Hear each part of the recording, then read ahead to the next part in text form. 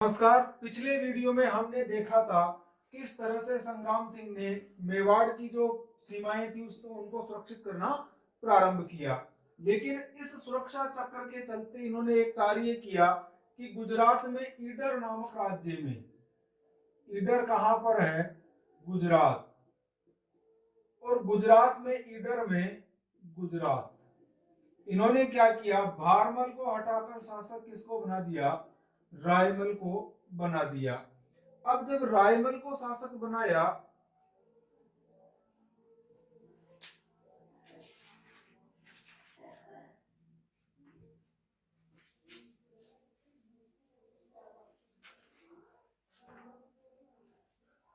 तो नमस्कार, पिछले वीडियो में हमने क्या देखा था कि महाराणा सांगा ने मेवाड़ की सीमाओं को सुरक्षित करते हुए इन्होंने एक कार्य किया था कि गुजरात में ईडर राज्य में, ईडर कहां पर है? गुजरात। यहाँ का शासक किसको बना दिया था? रायमल को। यानी भारमल को हटाकर किसको बना दिया था? रायमल को।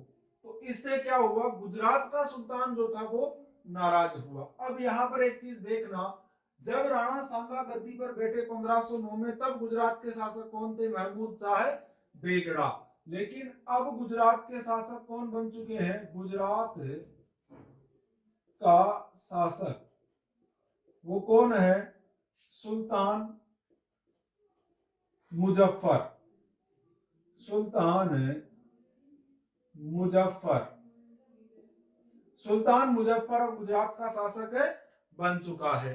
तो इस घटना से कौन नाराज हुआ? सुल्तान मुजफ्फर। तो इसने क्या किया? ईडर से रायमल को हटाने के लिए 3 आदमियों को भेजा।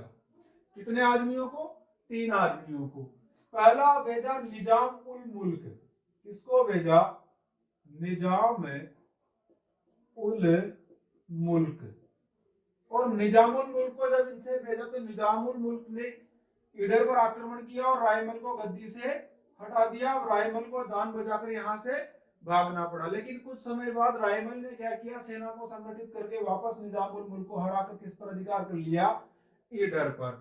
दूसरा आता है जहीर उल मुल्क। दूसरा आदमी कौन आया फिर? जहीर उल मुल्क। और जहीर उल मुल्क सफल नहीं हो पाया, यानी ये असफल रहा ईडर को जीतने में, असफल। फिर इसने तीसरे आदमी को भेजा। तीसरा आदमी मुबारिज। मुबारिज या इसी को कहा गया है मलिक हुसैन। मलिक हुसैन।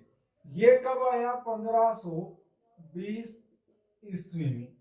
1520 ईस्वी में आया। इसने ईडर पर आक्रमण किया और ईडर को जीत लिया। तो जो रायमल था वो रायमल कहाँ गया? संग्राम सिंह के पास। और संग्राम सिंह यानी स्वयं राणा सांगा ने आक्रमण किस पर कर दिया? ईडर पर। तो राजपूतों की शक्ति को देखकर मुबारिज या मलिक हुसैन यहां से भागकर कहां आ गया? अहमदनगर। अहमदनगर।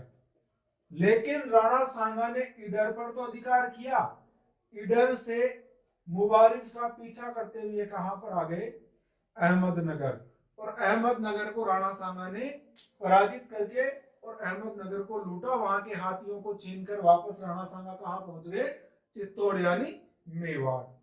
अब ये बात थी, ये बात जब इसको पता चल रही थी तो सुल्तान मुजफ्फर इसको, पूरी घटनाक्रम को अपना अपमान समझ रहा था।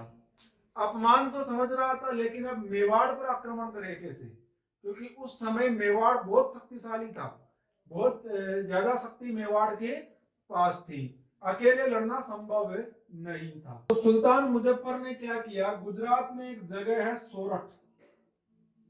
सोरठ ये है गुजरात, जिसका इस सोरठ का वर्तमान नाम है सौराष्ट्र। वर्तमान नाम क्या है? सौराष्ट्र। तो इसने, सोरठ का जो शासक था वो था मलिक अयाज। शासक कौन था? मलिक अयाज। सुल्तान मुजफ्फर ने मलिक अयाज के साथ क्या कर ली? संधि कर ली। और मलिक अयाज और सुल्तान मुजफ्फर दोनों ने संयुक्त सेना लेकर किस पे चढ़ाई की? मेवाड़ पर। लेकिन यहां पर गणित क्या बैठी कि मलिक अयाज ने मेवाड़ की शक्ति को देखकर सांगा से संधि कर ली। सांगा से क्या कर ली? संधि कर वापस लौट गया। वापस कहा आ गया? गुजरात में, सोरठ गुजरात में। अब बचा सुल्तान मुजफ्फर, ये क्या रह गया? अकेला। अब अकेले के बस की बात थी नहीं संग्राम सिंह पर आक्रमण करने की, तो वापस सुल्तान मुजफ्फर भी कहां आ गया? गुजरात। और इसके बाद गुजरात ने कभी मेवाड़ पर आक्रमण करने की हिम्मत नहीं किया, कह दो आक्रमण नहीं किया, और गुजरात और मेवाड़ संघर्ष यहीं पर समाप्त हो गया।